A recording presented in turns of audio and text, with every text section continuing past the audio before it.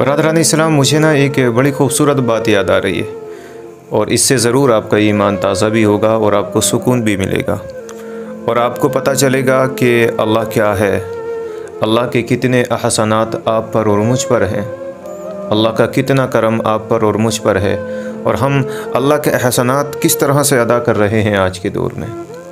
वो मुझे बात याद आती है कि पीर और मुरीद की। एक मुरीद था, काफ़ी ज़माने के बाद अपने तमाम लश्कर के साथ सवारी पे सवार होके अपने पीर की बारगाह में पहुंचा और अपने पीर के दरबार में पहुंच कर के अपने पीर साहब से बातें करने लगा। बड़ी खूबसूरत मुरीद का लिबास भी अच्छा था, गुफ्तगू करने का अंदाज़ भी बड़ा खूबसूरत था और काफ़ी मुस्कुराता भी था। पीर जी को बड़ा अच्छा लगा उसका मुस्कुराना, उसका लिबास देखकर और उसकी सारी आदतें, सारे किरदार, उसके सारे लेक्चर अपने पीर के पास पीर को बड़े अच्छे लगे, बड़े खूबसूरत लगे और पीर साहब के दिल को जीत लिया उसने।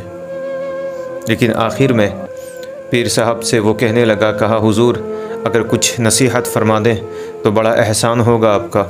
हम सारे लोग जाते हैं ना अपने पीर की बारगाह में हाज़िरी देने के लिए, तो ज़ाहिर सी बात है मेरी और आपकी भी ख्वाहिश यही रहती है कि कुछ ना कुछ अगर इनसे मिल जाए जिस पर हम अमल करके कामयाबी हासिल कर लें तो बड़ी अच्छी बात होगी।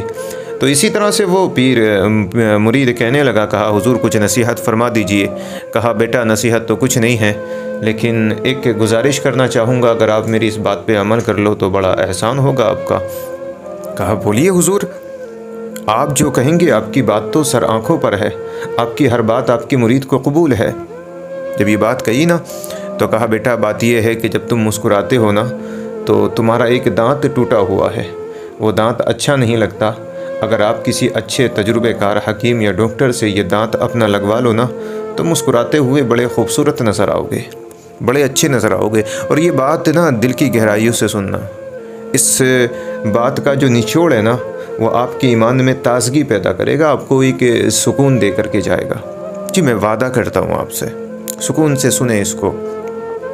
तो कहा हुजूर ये कौन सी बड़ी बात है, मैं जाता हूँ और इस काम को तो मैं यूं ही करवा के आ जाता हूँ। तो अब वो अपनी सवारी को लेकर के अपने घर नहीं गया, बल्कि वो वहीं से अपने तमाम लश्कर के साथ शहर शहर, गली गली, बस्ती बस्ती उस डॉक्टर को तलाश करने लगा। और ये वाक़या जो बयान किया जा रहा है ना आपके सामने, ये तकरीबन 1882 का वाक़या है, 1882 का वाक़या है। तो वो काफ़ी तलाश करने के बाद में एक शहर में पता चला कि एक डॉक्टर हैं, अच्छा तजुर्बा है और दांत वगैरह भी वो लगाते हैं। अब ये मुरीद उनके पास गया और जाकर के मालूम किया तो कहा जी दांत तो लग जाएगा, लेकिन दांत लगाने की जो फ़ीस है वो तकरीबन 1000 रुपया है। अब उस दौर में 1000 एक बहुत बड़ी कीमत हो गई।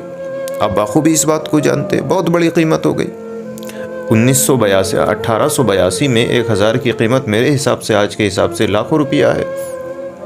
बहरकैफ वो दांत लगवाया। दांत लगवाने के बाद में मुरीद अपने घर नहीं गया, बल्कि अपने पीर के दरबार में फिर से हाज़िर हो गया और पीर साहब की खिदमत में बैठ कर के अर्ज़ करने लगा, कहा हुजूर आपने हुक्म दिया था और मैं ये दांत लगवा कर के घर की तरफ भी नहीं गया हूँ हुजूर, आपकी बारगाह में आ गया हूँ, आपके दरबार में हाज़िर हो गया हूँ हुजूर, ताकि इसको पहले आप देखें। तो जब मुरीद ने दिखाया तो पीर साहब बड़े खुश हुए।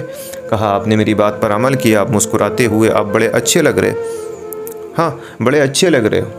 लेकिन अब ये जो मुरीद था ना, जो पॉइंट की बात है, जो निचोड़ है इस वाक़ये का, वो मैं आपके सामने रख रहा हूँ। मुरीद अपने पीर साहब के सामने बैठ कर के डॉक्टर की बहुत सारी बातें और बहुत सारी जो गुफ्तगू वहाँ पर हुई वो बताने लगा। कहा हुजूर मत पूछिए उस डॉक्टर के बारे में, फ़ीस की तो बात छोड़ ही दिए, 1000 रुपया लिया है, लेकिन अखलाक बड़े अच्छे थे, उसका किरदार बड़ा अच्छा था, उसका लिबास बड़ा अच्छा था, देखने का, बातचीत करने का जो लहजा था, अंदाज़ था, तर्ज थी उसकी, वो बड़ी खूबसूरत थी। उसकी हर बात पर दिल मचल जाया करता था। यानी तारीफ़ करते करते उस डॉक्टर की इस मुरीद को 15 से 20 मिनट गुजर गए। अब मुरीद ने देखा कि पीर साहब की आंखें नम होने लगी हैं और आंख से आंसू के कतरे निकलने लगे हैं। पीर ने कहा, मुरीद ने कहा हुजूर ये बात तो खुश होने की है, लेकिन आपकी तो आंखें भर आई हैं और आप रोने लगे हैं, इसमें रोने की क्या बात है, आपको तो खुश होना चाहिए था। मैं डॉक्टर की तमाम तारीफ़ें कर रहा हूँ क्योंकि उसने मेरा एक दांत कुल 1000 रुपया लेकर के लगा दिया है। तो पीर साहब ने कहा बेटा तुम शायद कि मुझे समझ नहीं पाए कि मैं क्यों रो रहा हूँ। कहा हुजूर बताइए, कुछ नसीहत कीजिए हमें भी, हम आपके मुरीद हैं, आपके चाहने वाले हैं। कहा बेटा एक डॉक्टर ने 1000 रुपये की फ़ीस लेकर तेरा एक दांत लगाया, उसकी तारीफ़ तो तकरीबन 15 से 20 मिनट से कंटिन्यू मुसलसल कर रहा है, लेकिन जिस अल्लाह ने बग़ैर तुझसे पैसे लिए तेरे 32 दांत लगाए हैं, तूने उस अल्लाह की तारीफ़ 1 मिनट भी नहीं की, 1 मिनट भी नहीं की। तो वही हाल मेरा और आपका भी आज के दौर में हो गया है। कोई डॉक्टर, कोई हकीम, कोई हमारा महल्ले में रहने वाला, कोई प्रधान, कोई MLA अगर हम पर एहसान कर दे छोटा मोटा, तो हम उसका एहसान कभी नहीं भूलते, उसके आगे झुकते रहते हैं, उसकी हर बात को कबूल करते रहते हैं। अगर वो रात के 2 बजे भी आपको कॉल कर रहा है तो आपको उसके इशारे पर नाच रहे हैं, उसके इशारे पर दौड़ रहे हैं। लेकिन अल्लाह के इतने एहसान, आप बताएं ना, वो कंपनी मुझे बताएं जहां हाथ बनाए जाते हों, वो कंपनी मुझे बताएं, वो एजेंसी मुझे अमेरिका, इंग्लैंड, दिगर किसी कंट्रीज़ के अंदर मुझे बताएं जहाँ पर ये आँखें बनाई जाती हों, ये ज़बां बनाई जाती हो, ये सुनने की ताकत वाले कान बनाए जाते हों, ऐसा जिस्म बनाया जाता हो, मोटा पतला जिस्म कहीं पर बनाया जाता हो। नहीं, इसके ऐसा हो ही नहीं सकता कि कहीं इन चीज़ों को बनाया जाता हो। ये तो सब अल्लाह की देन है, अल्लाह के एहसान हैं। अगर आपका एक हाथ होता मेरी मिल्लत के नौजवानों, आप क्या कर लेते? आपकी आंखें ही नहीं होती, नाबीना होते आप, तो आप क्या कर लेते? तो ये अल्लाह के कितने एहसान हैं आप पर, कितने एहसान हैं। आपको देखने के लिए आंखें दी अल्लाह ने, इतने एहसान अल्लाह पाक ने आप पर किए हैं। तो क्या हम एहसान के बदले में अल्लाह रब्बुल इज़्ज़त को घंटा 2 घंटा भी नहीं दे सकते इबादत के लिए? हम 15 से 20 मिनट निकाल करके एक वक्त की नमाज भी अदा नहीं कर सकते। ज़रा सोचिए हम किस मोड़ पर आ गए हैं और किस तरीके से अपनी ज़िंदगी को गुजारने की कोशिश कर रहे हैं।